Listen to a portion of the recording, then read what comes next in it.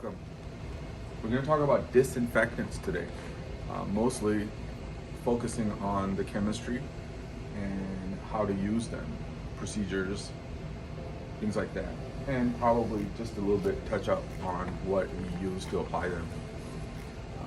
So basically with the COVID situation that developed, we have a lot of concern, heightened concern about infectious diseases. There's many ways to control them.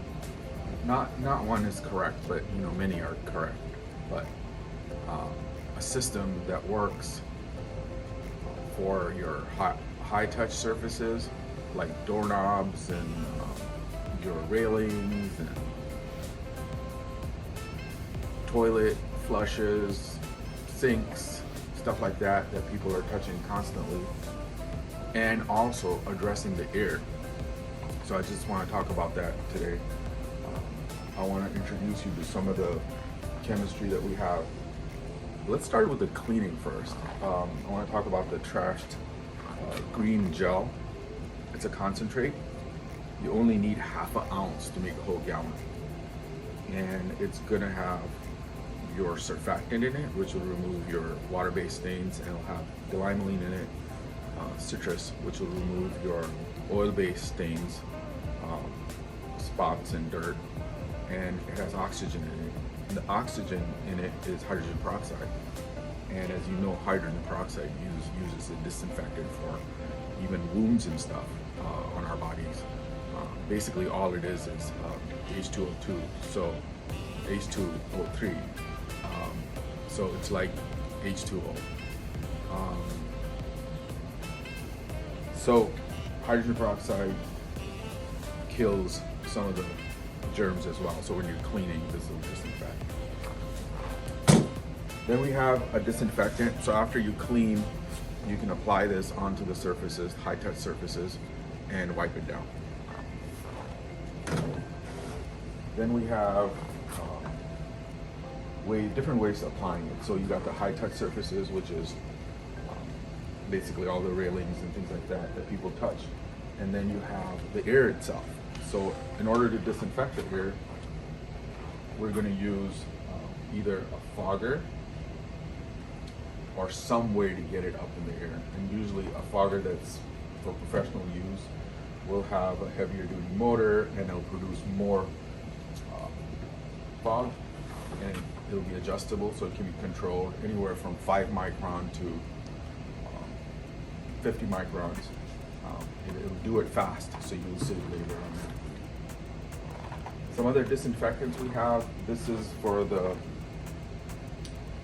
California market. This is for the Midwest market. So West Coast, Midwest, and the reason for that is because they're certified in different states as well as nationally. This particular one is certified in all 50 states. And then we have the customers that don't want any chemical or don't want anything that is not natural. And then for that, we have the thymol. Thymol is great because it's a nature's way of sanitizing. The product in it is juice of the thymol flower, and it smells really good. And you mix like this particular bottle, you mix it with 4 gallons of water and apply it on high touch surfaces, fog with it and stuff. Generally, when you're fogging something, you need a respirator, but with this particular one, as long as you're fogging backwards, you're good. You're not really inhaling it, plus you're not using a product that can cause damage. But just be cautious that if there's a pregnant person or something, you don't want them to use it, or don't use it around them. Then we have your hand sanitizers. Basically the hand sanitizers, there are different kinds. This particular one is aloe.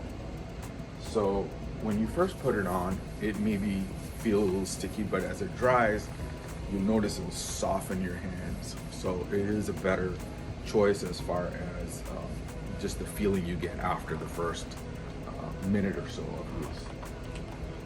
And that's pretty much it on the disinfectants. All right. So, do the diamond or the thymol have a scent, a smell? Thymol actually has this really nice thyme smell. It smells like the thyme you'd use for cooking.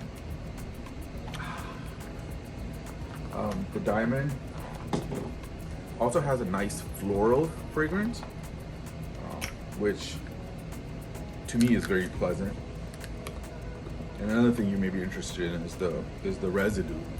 Well, pretty much anything you're going to spray is going to have somewhat of a residue, unless it's like a volatile solvent that evaporates.